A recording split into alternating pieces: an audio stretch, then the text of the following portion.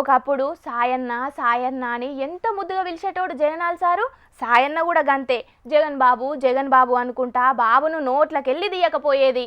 కానీ కాలం మారింది. విదాడిన వింత నాటకంలాగా ఇద్దరిప్పుడు పగోళ్ళయిండ్రు. నన్ను గెలకద్దు, కాదని గెలుకుతే మీకే నష్టమని సాయిరెడ్డి సార్ నుంచి ఇండైరెక్ట్గా జగనాల్ సార్కు వార్నింగ్లు పోతున్నాయి. పాండిగా గా రాజకీయం ఏందో మనం కూడా చూసేద్దాం.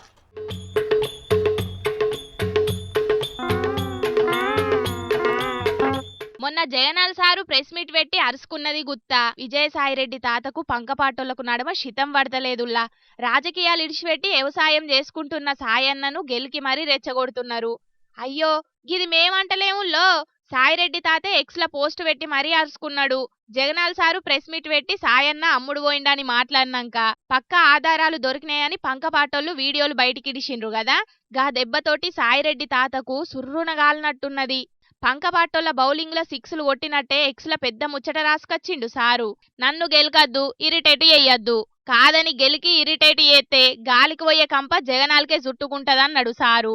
ఇక చిత్రం ఏందంటేనుల్లా, అటు జగనాల్ సారేమో సాయన్న అమ్ముడు పోయిండు, పార్టీకి నమ్మక ద్రోహం చేసిండని అంటాంటే, ఇటు సాయిరెడ్డి తాతేమో 3 తరాలు యదుగురి సందిటి కుటుంబం సేవల తరించిపోయినా అసొంటి నన్ను చెప్పుడు మాటలిని జగనాల్ సారే పక్కకు పెట్టిండన్నట్టు మాట్లాడిండు.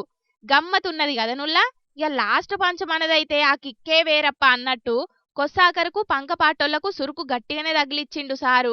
అసలుకు స్కామే లేదంటాన్రు కదా, అసొంటప్పుడు నేను సాటుంగా మీటింగ్ పెట్టి మాట్లాడేదేముంటది అన్నట్టు చెప్పిండు. సాయిరెడ్డి తాత పోస్టుకు కింద రాసిన కామెంట్లు చూడాలే, ఓ రేంజ్లున్నాయి.